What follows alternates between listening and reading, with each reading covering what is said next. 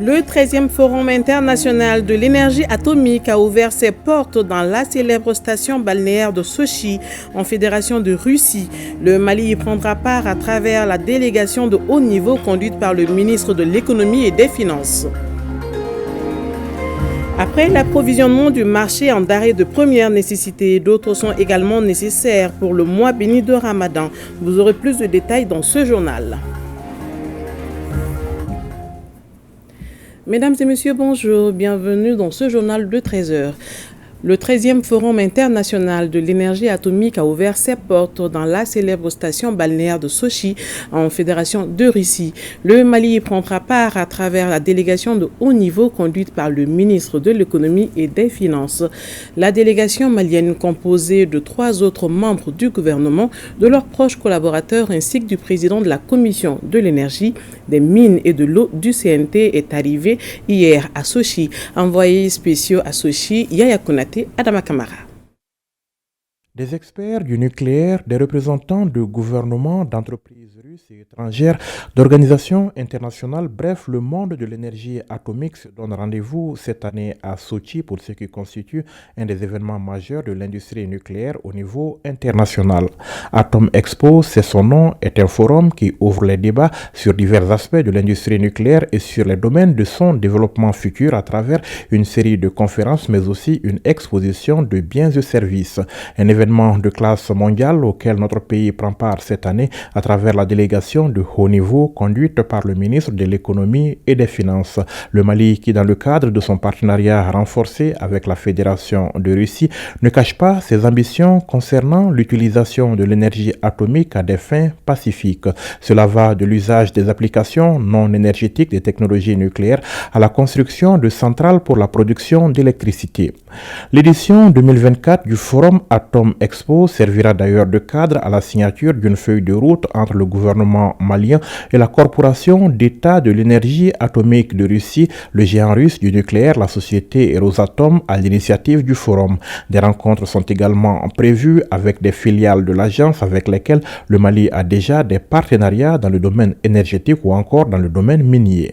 Pour une première participation à cet événement majeur, notre pays compte bien explorer toutes les opportunités qui s'offrent à lui pour embarquer dans le train du nucléaire et profiter de ses bienfaits pour les mettre au service de son développement. À noter que la plénière du forum portera sur le thème énergie propre, créer l'avenir ensemble. Cela au moment où notre pays nourrit de grandes ambitions dans le domaine des énergies renouvelables pour sortir de la crise actuelle. Le rendez-vous de Sochi ne manquera sans doute pas d'apporter des recettes à ce niveau également. Après l'approvisionnement du marché en denrées de première nécessité, d'autres sont également nécessaires pour le mois béni de Ramadan. Il s'agit des nattes et des tapis de prière qui sont importants dans l'accomplissement des devoirs religieux pour les fidèles musulmans. Ils se vendent au marché comme des petits pains en cette période. C'est le constat fait par Soumao Haïdara pour le RTM.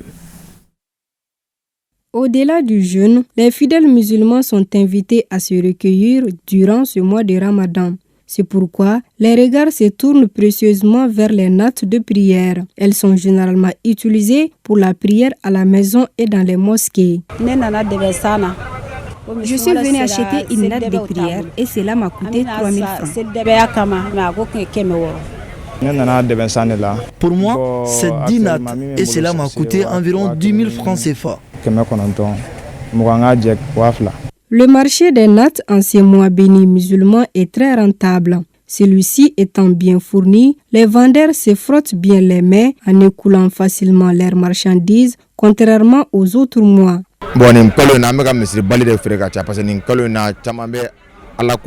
Durant ce mois de Ramadan, ce sont les nattes de prière pour les mosquées qui sont les plus écoulées contrairement aux autres mois.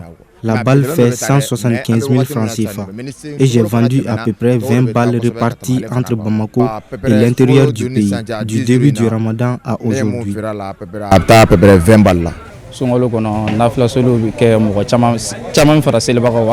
Chez nous également, pendant ce mois béni, ce sont les nattes de prière pour les mosquées qui sont les plus achetées. On peut vendre de 15 à 20 balles pendant cette période, contrairement aux autres qui sont 5 balles par mois. Celles-ci varient de 20 000 jusqu'à 75 000 francs CFA. Ce n'est pas tout, car en cette période de forte adoration du Tout-Puissant, l'achat des tapis de prière ne fait pas exception à cette sollicitation des fidèles musulmans.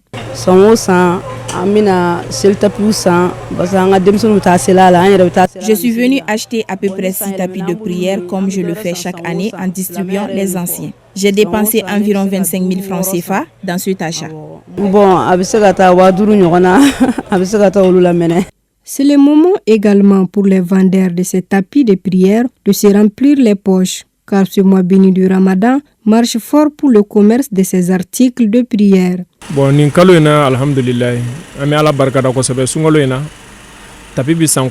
Durant le mois de Ramadan, je peux vendre environ 5 balles de tapis de prière à 635 000 francs CFA. Mais au cours des autres mois, je peux écouler juste une balle en 30 jours.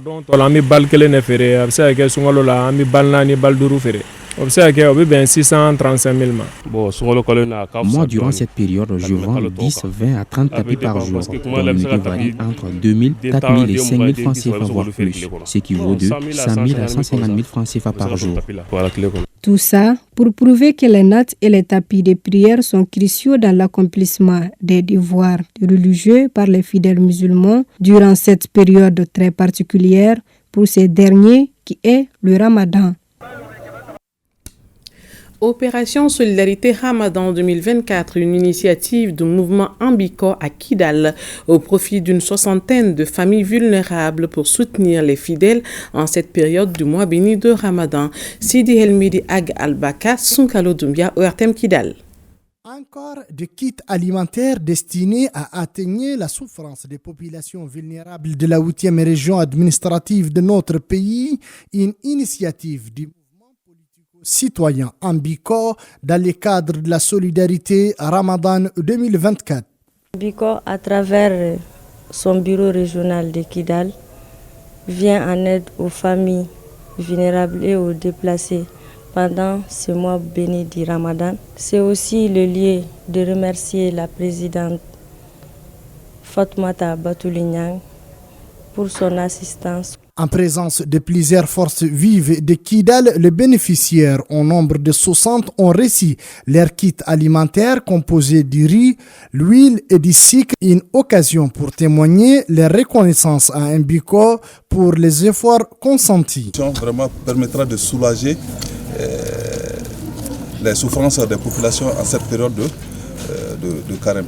Nous rendons un vibrant hommage au mouvement Ambiko pour son soutien en ce mois béni de Ramadan. Notre reconnaissance est immense.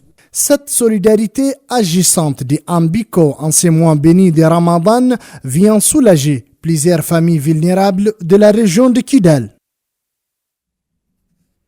À présent, nous partons à Caille où il y a eu une rupture collective de jeunes organisée par le chef de l'exécutif. C'était le samedi dernier à son domicile. La cérémonie a réuni autour du colonel-major Moussa Soumaré, les chefs de services régionaux, les autorités militaires, politiques, coutumières et religieuses dans une atmosphère festive. Ensemble, ils ont partagé des repas et exprimé leurs vœux pour la paix et la stabilité au Mali.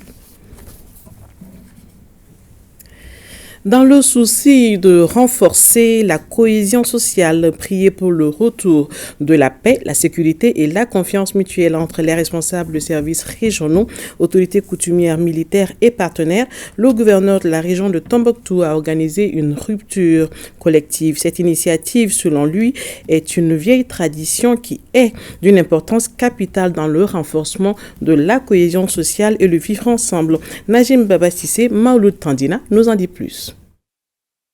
À travers cette rupture collective qui a mobilisé responsables politiques, administratifs, militaires, partenaires au développement ainsi que les autorités traditionnelles, le chef de l'exécutif régional voulait tout d'abord respecter une vieille tradition. Ensuite, renforcer la confiance mutuelle, la collaboration et la cohésion. Le mois du Ramadan est le cadre mieux indiqué pour rompre le jeûne et sympathiser loin de toute pression. L'occasion pour toutes les autorités de se retrouver, de faire une rupture collective dans la communion et dans l'entente, dans l'harmonie totale, et soit de montrer à tout le monde que la cohésion est réellement une réalité ici. Nous collaborons très bien avec les partenaires de la région et tout le monde. Et ensemble, nous prions pour le retour définitif de la paix, pour les vivre ensemble, que notre région sorte de cette crise-là et que tous les Mali entiers sortent de cette crise-là. La centaine de convives, tous statuts confondus, a partagé ces instants avec une grande liberté et joie, car c'est après tout la rupture.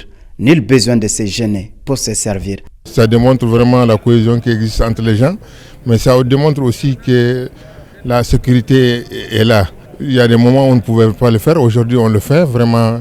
Et nous ne pouvons que saluer cette initiative qui renforce la cohésion sociale entre les gens, initiative qui renforce la sécurité et tout ce qu'on voit. Donc ça permet donc maintenant de regrouper tout le monde se retrouve, et surtout dans ce mois béni de Ramadan. Vraiment c'est une bonne chose, nous remercions le gouverneur, nous remercions tout le monde et que Dieu nous montre l'année prochaine. Nous continuons, jeunes et vieux, hommes et femmes, la nuit comme des jours, à implorer Dieu et faire des bénédictions.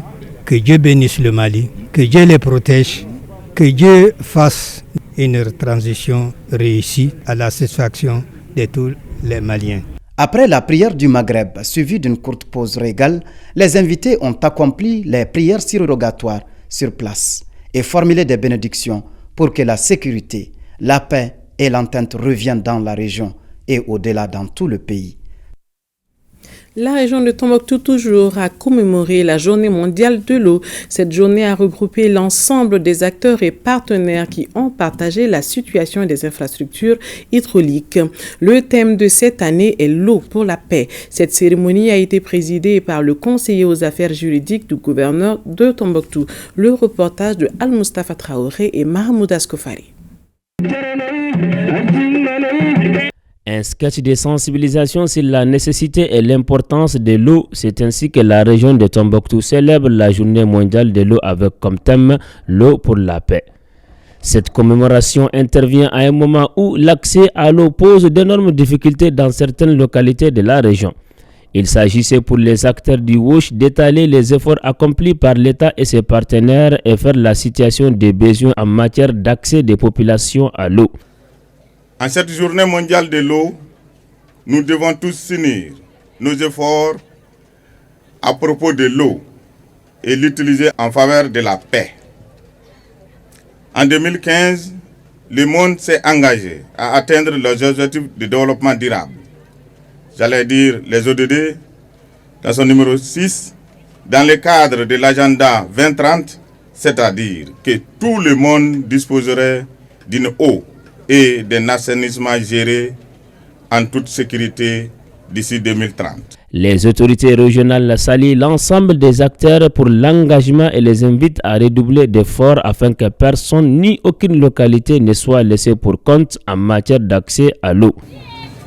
Il me plaît ici de profiter de cette cérémonie importante pour adresser toutes mes félicitations aux partenaires humanitaires, aux ONG, aux services techniques déconcentrés de l'État qui œuvrent dans le cadre de l'eau potable, de l'assainissement, pour que nos communautés soient dans de meilleures conditions de vie.